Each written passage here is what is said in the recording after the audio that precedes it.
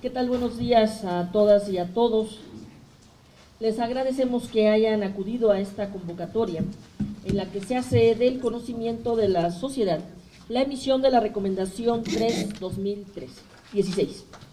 Se encuentra conmigo la tercera visitadora general, maestra Yolanda Ramírez Hernández, así como la directora general de seguimiento, licenciada María del Rocío Ojeda Luna, y personal de la propia comisión que coadyuvó en la elaboración de esta recomendación. A continuación me permito dar lectura de la Recomendación 3/2016 que se emite y fue notificada el día de ayer a la Consejería Jurídica de Servicios Legales y a la Secretaría de Seguridad Pública del Distrito Federal en su calidad de autoridades responsables.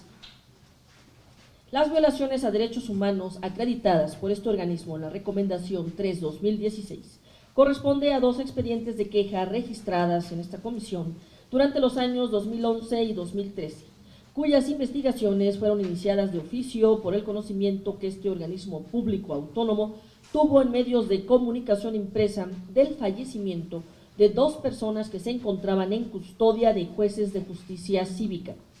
De las investigaciones que llevó a cabo la comisión se determina la violación de los siguientes derechos humanos: derecho a la libertad personal, derecho al debido proceso, garantías judiciales y derecho a la vida. Este organismo documentó, en el caso 1, que la persona agraviada fue detenida y presentada en un juzgado cívico ubicado en la delegación Coyoacán por personal de la Policía Bancaria e Industrial por el hecho de tener consigo un bote de pegamento PVC, lo cual no está establecido como conducta infractora en términos de la Ley de Cultura Cívica del Distrito Federal. Pero el juez determinó imponerle como sanción un arresto al determinarlo responsable de inhalar solventes en la vía pública sin advertir que el certificado médico de su estado físico determinó que no presentaba olor característico ni se encontraba intoxicado. Aunado a lo anterior, durante la investigación, también se advirtió que el juez instruyó el procedimiento a la persona agraviada 1 sin la presencia de personal que le da legalidad a sus actos, como lo es su secretario. En el caso 2, el personal de justicia cívica omitió atender la recomendación del personal de salud, la cual solicitaba que a la persona agraviada se le estableciera una vigilancia estrecha por la condición física que presentaba, lo cual conllevó que ella misma se privara de la vida. En ambos casos, de la información recabada, se determina que el personal que labora como policía de imaginaria no tiene conocimiento de sus funciones. Adicional a lo anterior, en el presente documento recomendatorio se visibiliza la responsabilidad del Estado de garantizar la vida de las personas privadas de la libertad, en virtud del deber especial de garante y de cuidado que tienen sobre las mismas, lo que las obliga a propiciar las condiciones mínimas que sean compatibles a sus necesidades y particularidades. En los casos que se analizaron, la falta de prevención y adopción de las medidas adecuadas, oportunas y eficaces para salvaguardar la vida de las personas detenidas por la presunta comisión de una infracción establecida en la Ley de Cultura Cívica y puestas bajo el resguardo de los jueces cívicos por los elementos de la policía, dio como resultado que en menos de 60 minutos posteriores a la presentación se suicidaran en las instalaciones de los juzgados cívicos. El Estado, representado por las personas en su calidad de servidores públicos adscritos a la Dirección Ejecutiva de Justicia Cívica de la Consejería Jurídica y de Servicios Legales, tenía la obligación de actuar como garante de los derechos de las personas agraviadas, ya que se hallaban bajo su custodia, por lo que tiene la obligación de brindar protección a todos sus derechos humanos. En este sentido, resulta relevante que entre los bienes jurídicos tutelados, la integridad y la vida de las personas debe ser prioritaria, de tal forma que es necesario reconsiderar la forma y el método de privación de libertad para no exceder el nivel de sufrimiento inherente al propio aislamiento per se. Máxime, que de acuerdo a la Organización Mundial de la Salud, el nivel de recurrencia de suicidios en contextos de esta naturaleza se presenta frecuentemente aunado a elementos como la dependencia del alcohol o a sustancias volátiles que, sumados a otros factores, incrementan el riesgo de atentar contra su vida. El suicidio en condiciones de privación de libertad es un problema grave y estudiado ampliamente, lo que impone a las autoridades competentes atender las recomendaciones realizadas por instancias nacionales e internacionales, las cuales han dispuesto que en los lugares de privación de libertad debe haber personal calificado y suficiente para garantizar la seguridad, vigilancia, custodia y atención de las necesidades médicas, psicológicas y de otra índole, con la finalidad de que sucesos tan lamentables como es que una persona privada de la libertad atente contra su propia vida, no sigan ocurriendo, ofreciendo soluciones integrales a estas. Con relación a las áreas de seguridad y a la decisión de los jueces adscritos a la Dirección Ejecutiva de Justicia Cívica, es relevante mencionar que se debe reflexionar seriamente si infracciones como las analizadas por los jueces en estos casos ameritan la sanción de ser privados de libertad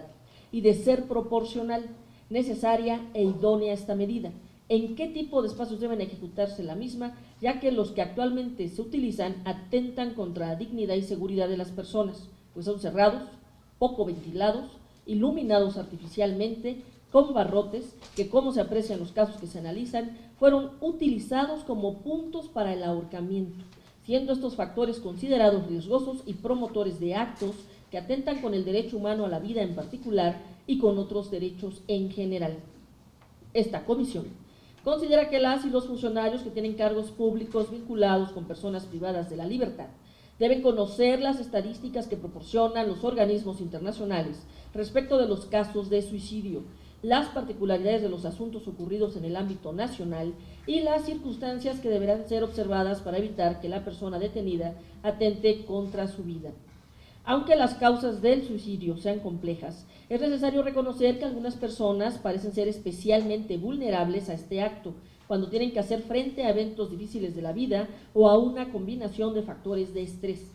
Por lo que el desafío para la prevención es identificar a las personas que son susceptibles. No obstante, sin un efectivo análisis y retroalimentación de la problemática del suicidio en galeras, es poco probable que se pueda avanzar en la prevención. Esta comisión observa que una vez ocurrido el suicidio, deben realizarse procedimientos para documentar y reportar oficialmente el suceso. De esta manera, el personal debe integrar un expediente que reconstruya los eventos que condujeron a la muerte, identificar los factores que pudieron haber pasado, evaluar la respuesta a la emergencia, analizar todas las causas o posibilidades a fin de mejorar la prevención. Asimismo, realizar las investigaciones correspondientes encaminadas al conocimiento de la verdad de los hechos y, de ser procedente, deslindar responsabilidades tanto administrativas como penales para las y los servidores públicos involucrados y, por consecuencia, establecer la reparación del daño.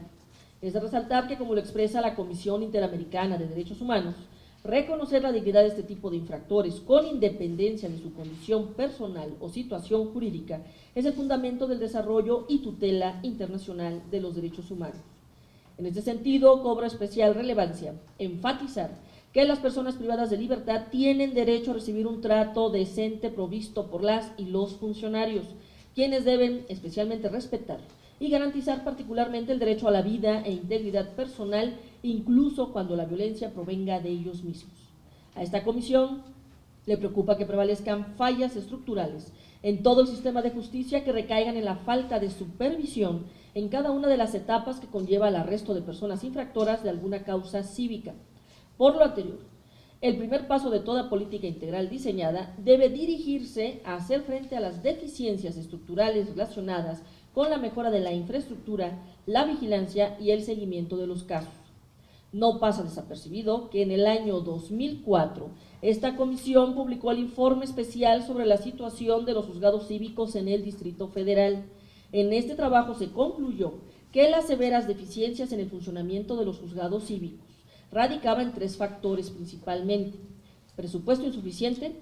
comportamiento indebido de las y los servidores públicos e inadecuado diseño institucional.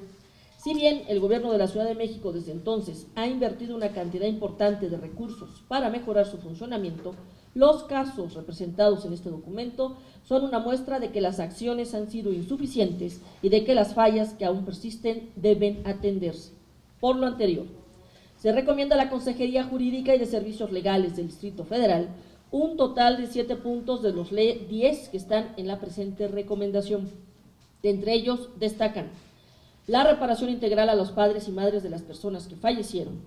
la realización de un diagnóstico que permite identificar las necesidades del personal, acondicionamiento o remodelación de los espacios destinados para las personas en custodia en los juzgados cívicos, así como la implementación de sistemas de monitoreo de personas en custodia a través de cámaras, el diseño de un programa de atención a suicidios y capacitación para el personal que elabora en la Dirección de Justicia Cívica del Distrito Federal,